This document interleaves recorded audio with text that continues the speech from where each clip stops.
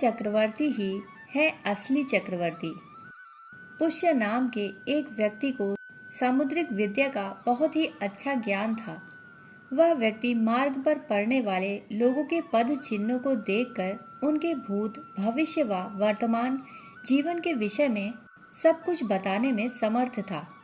वह जिस किसी भी मार्ग पर चल रहा होता, उस मार्ग पर पड़े व्यक्तियों के पद चिन्हों को बहुत ही बारीकी से देखा करता और उन पद चिन्हों को देखकर वह तुरंत ही समझ जाता कि उन पद चिन्हों में कौन से पद चिन्ह किसी पावन, पुनीत व बुद्ध पुरुष के हैं, कौन से पद चिन्ह राजा महाराजाओं के हैं और कौन से चिन्ह किसी अनाचारी, अत्याचारी या दुराचारी व्यक्ति के हैं, और कौन से पद चिन्ह के व्यक्ति का जीवन कैसा होगा, किसकी कितनी आयु होगी, कब किसकी मृत्यु होगी, और कौन से पद चिन्ह नर या नारी के हैं, आदि आदि।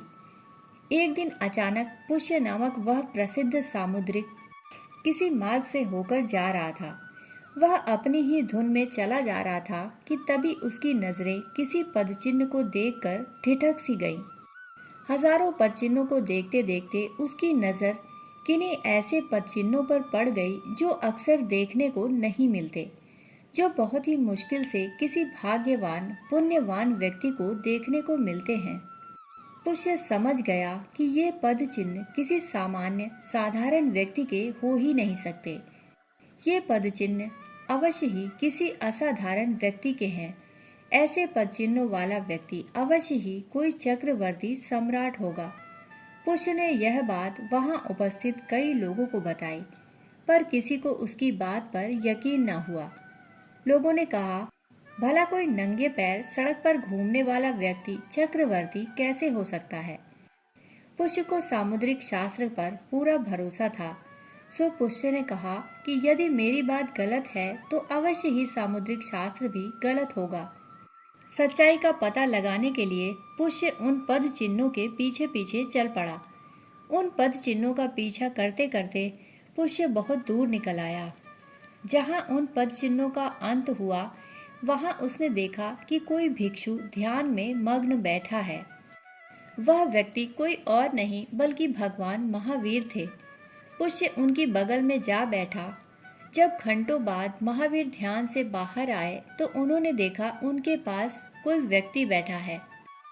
महावीर की आंखें खुलते ही पुष्य ने पूछा, भंते आप अकेले ही हैं? भगवान महावीर ने कहा, इस दुनिया में जो आता है वह अकेले ही आता है और अकेले ही जाता है। उसका साथ दूसरा कोई भी नहीं देता। नहीं भंते, मैं तत्व की नहीं, व्यवहार की बात कर रहा हूँ। इसलिए मैंने आपसे पूछा कि क्या आप अकेले हैं? महावीर बोले, वत्स, व्यवहार की भूमिका पर मैं अकेला नहीं हूँ। पर भंते, आप परिवार विहीन होकर भी अकेले कैसे नहीं हैं? पुष्य ने फिर प्रश्न किया।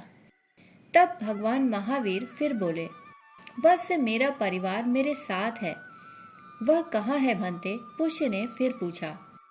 तो महावीर ने कहा, वत्स, संवर, निर्विकल्प ध्यान मेरे पिता हैं, अहिंसा मेरी माता है, ब्रह्मचर्य मेरा भाई और अनासक्ति मेरी बहन है, शांति ही मेरी प्रिया है, विवेक मेरा पुत्र है, क्षमा मेरी पुत्री है, उपशम मेरा घर है, सत्य ही मेरा मित्र है। ऐसा पूरा परिवार मेरे साथ निरंतर घूम रहा है, फिर मैं अकेला कैसे हूँ? पुष्य ने कहा, भंते, मैं सचमुच बड़ा ही आश्चर्यचकित हूँ कि आपके पद चिन्ह व आपके शरीर के लक्षण आपके चक्रवर्ती होने की सूचना देते हैं, और आपकी चर्चा, आपकी जीवन शैली आपके साधारण व्यक्ति होने की सूचना दे रही है। प्रत्युत्तर में भगवान महावीर ने पुष्य से प्रश्न किया, अच्छा वत्स, बताओ चक्रवर्ती कौन होता है?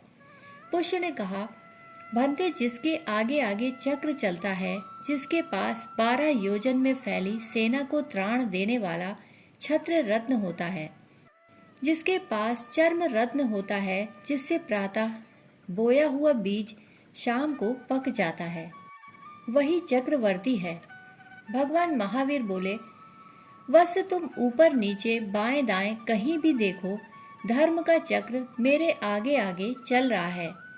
आचार मेरा छत्र रत्न है, जो समस्त मानव जाति को एक साथ त्राण देने में समर्थ है। भावना योग मेरा चर्म रत्न है, जिसमें जिस क्षण बीज बोया जाता है उसी क्षण वह पक जाता है। क्या मैं चक्रवर्ती नहीं हूँ? क्या तुम्हारे सामुद्रिक शास्त्र में धर्म चक्रवर्ती का अस्तित्व नहीं है? पुष्य ने कहा, भगवान, मेरा संदेह आज निवृत्त हो गया। मैं आज सचमुच चक्रवर्ती होने का असली अर्थ समझ गया। दोस्तों, कहानी सुनने के लिए आप सभी का बहुत बहुत आभार। फिर मिलते हैं ऐसी ही एक कहानी के साथ। तब तक के लिए धन्यवाद।